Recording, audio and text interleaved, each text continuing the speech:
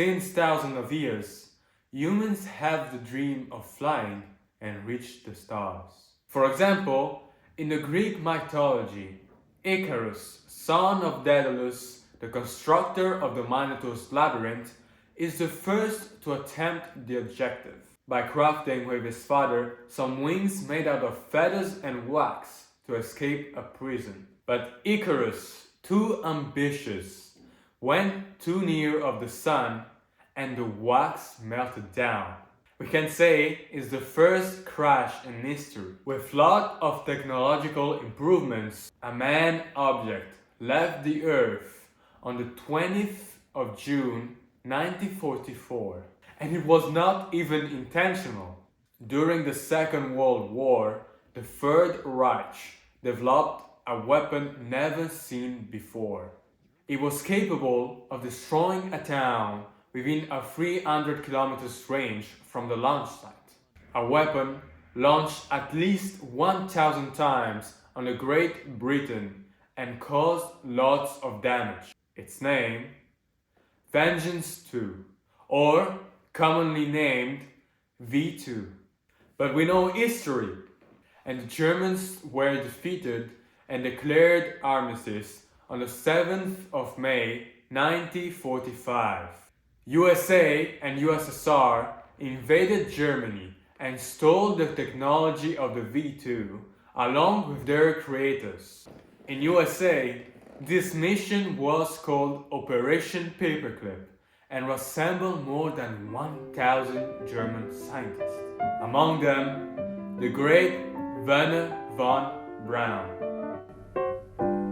Gather round while I sing you of Werner von Braun. Have you ever heard the story of Werner von Braun? Ruled by expedience, call him a Nazi, he won't even frown. He was the scientist that created the V2 missile, but his true passion, space. Say that he's hypocritical. Say A controversial scientist, but nevertheless a true genius of aerospace engineering, and a man that marked history forever. But let's come back on our path. With the end of World War II, a new 50 years war was about to start. The Cold War. Opposing the two winners of the World War, the capitalist USA and the communist USSR. Catalyzed with the beginning of this war, the two superpowers wanted to showcase their ability to conquer new unknown territories. It's the beginning of the space race. Soviets were the leaders at the beginning of the race. Indeed, they started the race by sending the first ever satellite in Earth orbit. On the 4th of October 1957, Sputnik 1, a sphere with 4 antennas weighing more than 83 kilograms and large 58 centimeters, is put on Earth orbit with the Soviet rocket R-7, emitting those iconic beeps. Those beeps represented the temperature and the pressure of the nitrogen inside of Sputnik 1. But more importantly, it represented an humiliation for the USA that tried to launch their own satellite just 20 days after Sputnik 1, but failed miserably. At that moment, they became vulnerable of a USSR attack. Now, sir, what do you think about this achievement of the Russians? It's frightening. Eventually, the USA achieved to put the first satellite in orbit the 1st February 1958, named Explorer 1. But it's really 4 years later that the USA were totally humiliated. On the 12th of April 1961, on the launchpad of Baikonur, the Vostok rocket lifted off. Inside of the capsule, the young Yuri Gagarin, a 27-year fight pilot, ready to take the risk for his country. And what a risk! He had 50% chances of dying in the capsule.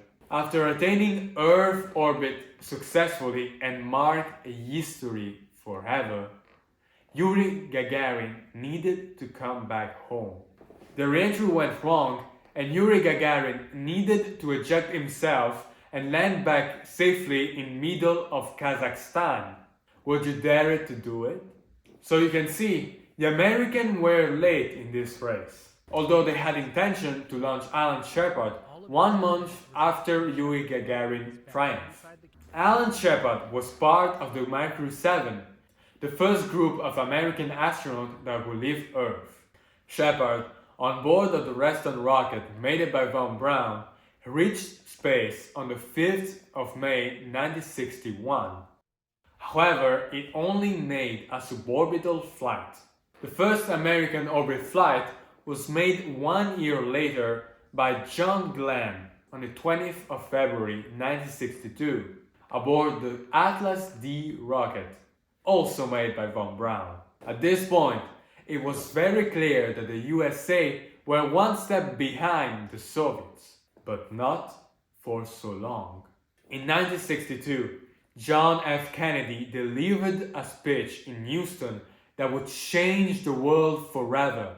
We choose to go to the moon in this decade and do the other things, not because they are easy, but because they are hard.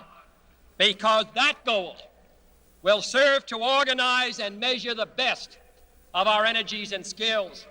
Because that challenge is one that we're willing to accept, one we are unwilling to postpone, and one we intend to win. Now, the new goal was a natural satellite, the moon, and they needed to achieve it before the 70s, an objective hard to achieve. It's a thing to say we can put men on orbit. It's another thing to say we can put the man on the moon and get it back. And what's more, we were just able to send men in orbit from the past 6 months. No way to achieve it, right? The Apollo mission were the one that put men on the moon. And it all started with a tragedy. The Apollo 1 mission. The goal was to send 3 astronauts. Gus Grissom, that already made 2 flights, Ed White, and Roger Chaffee, to an orbital mission of 2 weeks aboard the newly made Apollo capsule. But the 27th of January 1967, everything will change.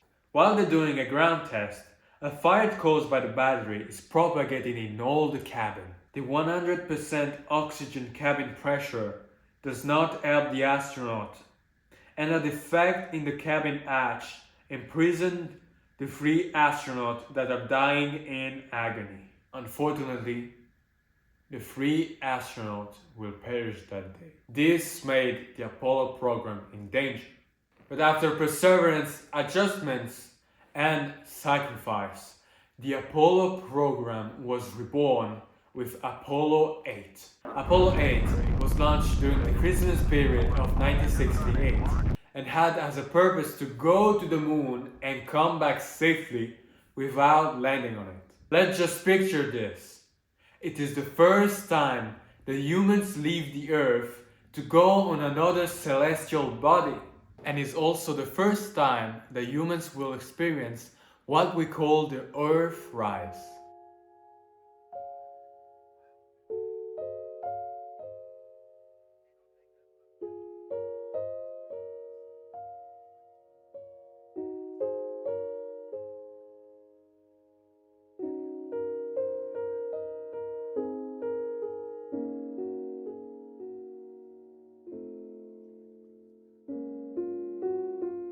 This mission opened the gate to Apollo 11, 16th of July 1969. The mighty Saturn V, weighing more than 2,950,000 kilograms, with an amazing height of 110 meters, cleared the pad after igniting its 5 F1 motors, consuming 2,500 kilograms of fuel per second per engine.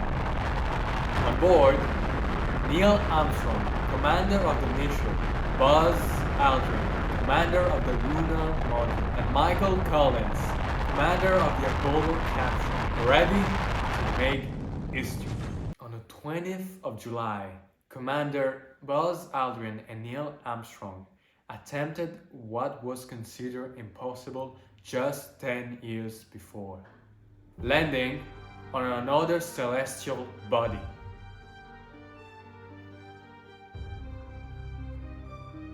After a hard descent,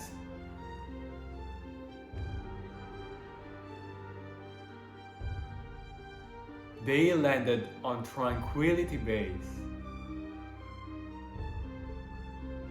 Humanity set foot on the moon with an amazing quote.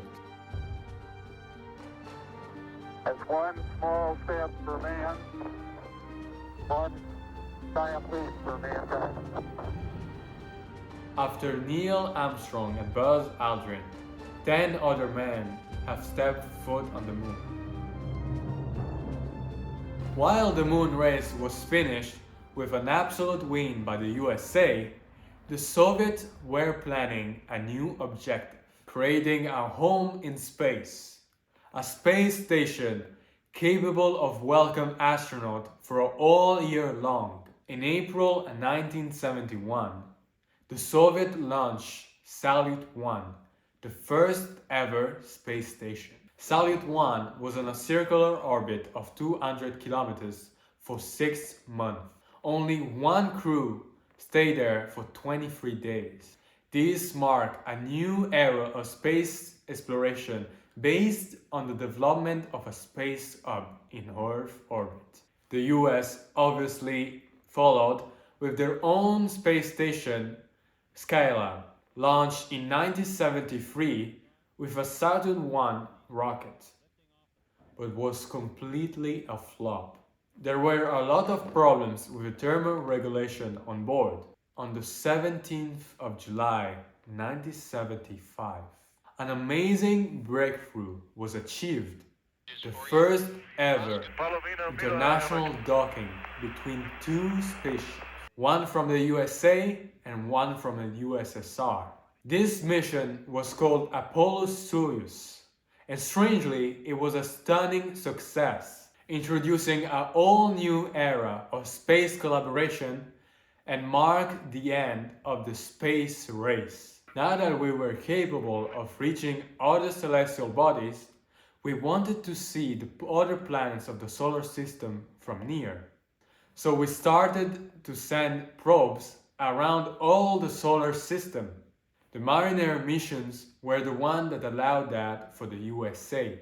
On the 27th of August 1962, Mariner 2 takes the first flyby of Venus. But in 1977, NASA launched a mission that some consider to be the best one, the Voyager mission. A once-in-a-lifetime opportunity.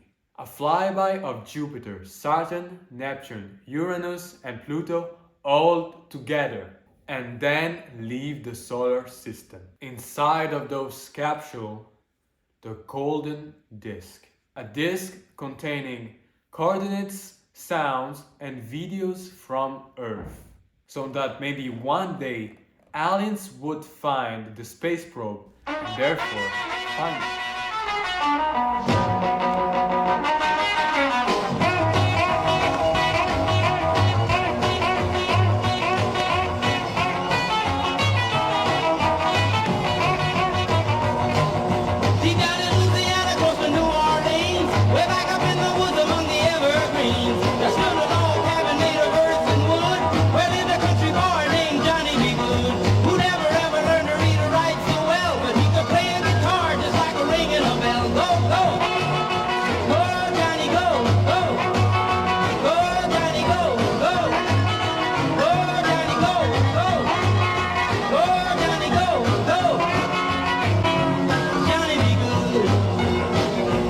While some missions had the purpose of exploring the solar system, NASA had plans to create a reusable and efficient way to go to space and come back.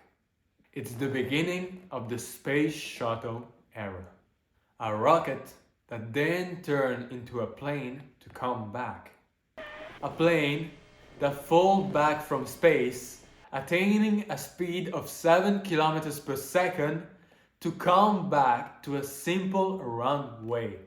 There were 5 of them: Columbia, Challenger, Discovery, Endeavour, and Atlantis. With a total of 135 missions throughout 30 years, the Space Shuttle helped greatly in important missions and became an icon in the space exploration. The greatest mission of all must be the construction of the first optical space telescope, Hubble. Costing a stunning amount of $1.5 billion. It allowed us to take breathtaking images of the universe and understand it more. It was deployed by the Mission 31 in 1990 by Discovery.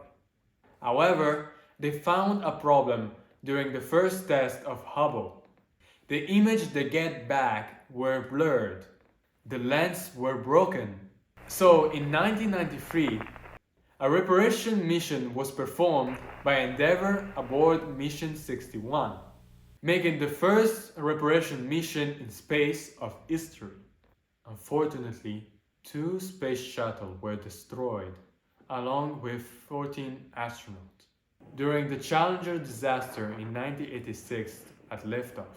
1 minute 15 seconds. And Columbia in 2003 during re-entry. Columbia, Houston, UHF comm check. Columbia, Houston, UHF comm check. Those 2 accidents and the lack of funds ended the space shuttle era in 2011. In November 1998, an international mission began and it would change how humans think about themselves. The International Space Station, or ISS, a space hub for 21 countries, the most expensive object in the world, with an amazing $150 billion invested. A station for experiments, but also prolonged missions to space. A symbol of peace. It took 13 years to construct it entirely. And since 2000, it is continually habitated. That means that since that date, there were continually humans into space. Over 250 individuals have visited the ISS. And it's still in use today. With the development of the ISS and the shutdown of the space shuttles, the private space industry has significantly grown. This given birth to SpaceX in 2002 that changed the industry forever. They developed a technology never developed before, returning a rocket back to the launchpad. And they make it a routine, lowering the cost of transportation to at least 10 times, making a mission of millions of dollars to just a mission of thousands of dollars. In 2023, SpaceX launched 77 rockets so far, almost an average of twice a week. Nowadays, ambitious missions are developed, like Osiris-Rex, with the purpose of going to a comet and come back with samples to analyze them. Or even Mars rovers like Perseverance that can live years on the planet. Or in 2021, when the most powerful telescope, James Webb, 100 times stronger than Hubble, was launched, capable of looking back to the beginning of the universe and to find habitable planets in all the galaxy. One thing is sure: we're at the beginning of the space exploration, and there's so much yet to be discovered. Maybe you will.